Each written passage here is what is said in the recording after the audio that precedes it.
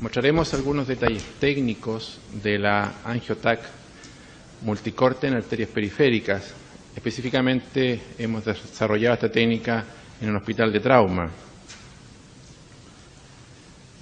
Con TAC multicorte de 8 o más canales podemos efectuar una muy buena AngioTAC periférica. Inyectaremos medio de contraste en la vena anticubital, usaremos los software de reconstrucción, haremos cortes de 1 milímetro de espesor con sorbamiento de un 50% y posteriormente trabajaremos en una estación de trabajo. Con más canales acortaremos el tiempo del examen y mejoraremos la resolución, pero con 4 o más canales ya podemos hacer angiografías periféricas. Con respecto al medio de contraste, usaremos un medio de contraste que tenga una concentración mayor a 320 miligramos por decilitro. Las dosis ya son conocidas, de 100 a 150, temperatura de 37 grados. Usaremos un flujo de unos 4 a 5 cc por segundo y una vía venosa 20 o 18 G. Algunas herramientas de trabajo que debemos conocer. El bolus tracking, que es el seguimiento automático de la llegada del medio de contraste, optimiza el uso del medio de contraste, nos reduce nuestro volumen a usar, determinamos exactamente el pic del contraste. Esto es el éxito del examen. Una vez que tenemos bien determinado esa parte, nosotros nos va a ir muy bien en los exámenes. Es absolutamente reproducible y permite el inicio manual de la adquisición en los casos que nos falle este disparo. Lo ideal es que obtengamos una adquisición en el mayor pic del medio de contraste, y eso el éxito del examen está determinado ahí. Una vez que nosotros hemos fijado nuestro umbral, que generalmente es 125, debemos efectuar la adquisición en el mayor pic del medio de contraste. Normalmente usamos 125 unidades Hounsfield como un estándar, pero en pacientes que tienen demasiada ateromatosis podemos aumentar este umbral, o en pacientes que tienen procesos inflamatorios en extremidades, disminuir este umbral para evitar el retorno venoso precoz. Si ustedes se acuerdan, existía un réclame que se llamaba del pancreoflat. Esto es lo mismo, la adquisición. Nunca antes, nunca después, siempre durante. No olvidar esa frase. La velocidad de inyección es de 4 a 5 ml por segundo y el calibre siempre 20 G. Aquí tenemos un examen, una representación de una planificación adecuada, donde tenemos 294 unidades Hounsfield, estamos midiendo en la aorta en este minuto, lo que nos permite hacer una reconstrucción no solamente del vaso aórtico que tiene un aneurisma, sino también el vaso ateromatoso ilíaco. Con respecto al ROI, a la región de interés y al volumen de muestra, siempre tenerlo situado en el centro del vaso, de un tamaño adecuado, un tercio aproximadamente del vaso con respecto a la aorta, y evitar las calcificaciones parietales. Ahí tenemos un ROI en arco aórtico bien situado, de un tamaño adecuado al vaso, y evitando calcificaciones parietales, un ROI, en el caso de que existan, evitar siempre el centro del vaso. Con respecto a la misma técnica, tener cuidado con el pitch, usar de 0,9 a 1,2, no más que eso para no adelantarnos a la llegada al medio contraste. Siempre hacemos el barrido, nos va a durar, depende del multicorte, de 30 a 40 segundos. ¿Cómo posicionamos a nuestro paciente? En nuestros hospitales es de trauma, en algunos casos, y tratamos de las que se pueda elevar la extremidad, pero en algunos casos no podemos. Y el barrido generalmente es caudocraneal. Paciente en posición supino, con la extremidad afectada elevada, para evitar el artefacto de los hombros, pero no hay contraindicación de efectuarlo. Usaremos otro software de reconstrucción cuando esto exista. Y usar una vía venosa anticubital. ROI en el arco aórtico, esperando la llegada del medio de contraste a las 125 unidades Hounsfield por lo general.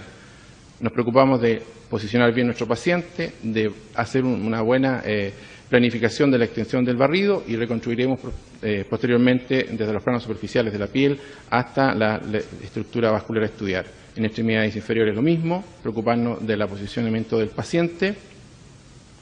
Paciente en posición supina, con las extremidades ligeramente juntas, un poquito inclinados los pies para ver los vasos infrapopliteos. Igual, chequear bien la posición del paciente, la extensión del barrido y las reconstrucciones posteriormente desde los planos superficiales de la piel hasta los vasos. Algunas herramientas que ya hemos visto en otras clases que tenemos que usar, vamos a revisar una rápida revisión. El MIP, que es lo que más se parece a la angiografía que nosotros todos conocíamos, ocupa solamente un porcentaje de la data, tiene algunas limitaciones con respecto a las calcificaciones y al plano óseo. El volume rendering usa toda la información que nos proporciona, se puede dividir, segmentar, pero tener cuidado con las zonas de estenosis críticas que a veces las considera como oclusión y son estenosis críticas. Hay otra forma de evaluarlo, ahí tiene una representación de MIP, volume rendering y forma de ver de transparencia ósea, que también lo vimos en las demostraciones de 10 de la mañana. En algunos casos podemos eliminar totalmente el plano óseo y solamente dejar el vaso, especialmente para el estudio de las arterias infrapoplíteas, pero cuidado que los cirujanos siempre requieren un reparo óseo. Otras técnicas en que podemos colorear la arteria del segmento a estudiar en los casos que tenemos dudas. Ustedes pueden ver la reconstrucción solamente del segmento dudoso, en este caso de una fractura, y al existir la duda la aclaramos solamente efectuando otras reconstrucciones. Existen otros software específicos que también se usan para el corazón, que son estos software avanzados en que tú puedes hacer la reconstrucción específica del vaso que tú quieres estudiar. En este caso había un stent en este segmento y queríamos evaluar si existía una estenosis y se puede medir la zona pre- y postestenótica. Esto es lo que nos da como referencia en la medición de estenosis. Algunos errores y limitaciones de la técnica, por movimientos del paciente, por la cantidad de medio contraste, por el pitch, por el threshold, por el delay. Todas esas cosas las tenemos que conocer y poder corregirlas cuando hay presencia de calcificaciones vasculares, elementos metálicos y por posición y patologías del paciente. Aquí hay un error de planificación. Ustedes vean que hay una buena concentración en la aorta tóraco-abdominal. En cambio, en este aneurisma aórtico la concentración del medio contraste es inadecuada.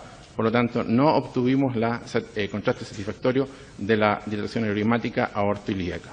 Eso se corrige haciendo un delay adecuado. Cuando hay presencia de extensas calcificaciones, no es contraindicación, solamente tenemos que usar el ancho de ventana adecuado para separar la calcificación de lo que es medio de contraste. En el caso en nuestro hospital es muy frecuente que nos piden estudios de extremidades cuando hay elementos metálicos de fijación. Nosotros usamos todos los software disponibles y podemos hacer los exámenes. Esto es lo que provoca un elemento metálico con deterioro de la imagen en los segmentos tibiales. Aquí tenemos tornillos metálicos, ustedes ven que en este lado se puede ver muy bien la arteriopedia y acá es imposible delimitarla. Pero usando distintos software uno puede saltar esas barreras que nos provocan estos artefactos. Aquí en caderas lo mismo, ustedes ven como el bypass está ocluido, es difícil de diferenciar en los cortes axiales y hemos hecho reconstrucciones específicas de este bypass ocluido.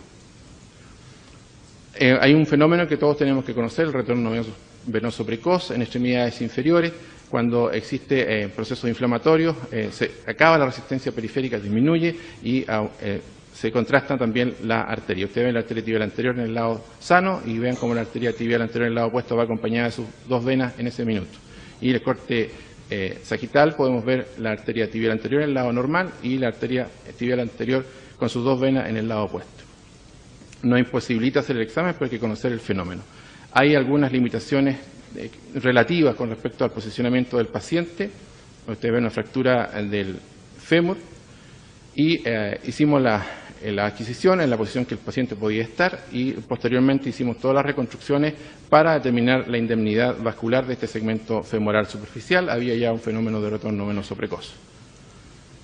Otro ejemplo de fractura que podría ser alguna limitación, el paciente se coloca en las posiciones que se puede dentro del gantry. Usted ve la fractura angulada del húmero y en la reconstrucción, en los cortes axiales, se sospechó lesión intimal e hicimos el estudio selectivo con reconstrucciones multiplanares que demostraron que solamente era una acodadura. Como ustedes pueden ver, igual en esta reconstrucción es solamente una acodadura del vaso. Limitaciones por compresión, en este caso una fractura conminuta de la tibia proximal, donde nos pedían evaluar el segmento poplito que estaba indemne. Ustedes ven la arteria tibial posterior que llena hasta el arco plantar, en cambio la arteria tibial anterior solamente se ve opacificada hasta su tercio proximal. Planteamos la posibilidad de que se encontrara ocluida.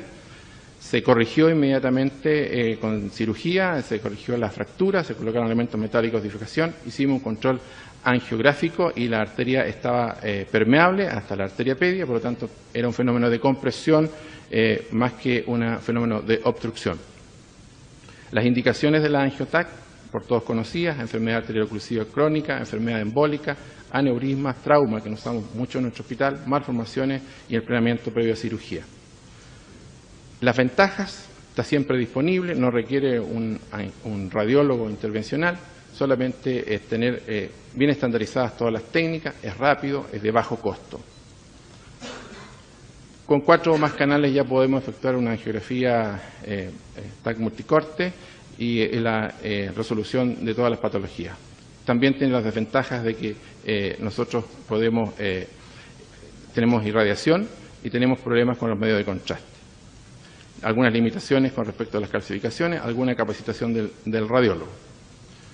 Y como conclusión, el tratamiento es similar a la angiografía por sustracción digital, es menos invasivo, es solamente una punción venosa periférica, es más económico, nos proporciona una gran cantidad de información y podemos hacer distintas software para poder aclarar todas nuestras dudas. Es bastante fácil de entender y es lo que viene en el futuro. Muchas gracias.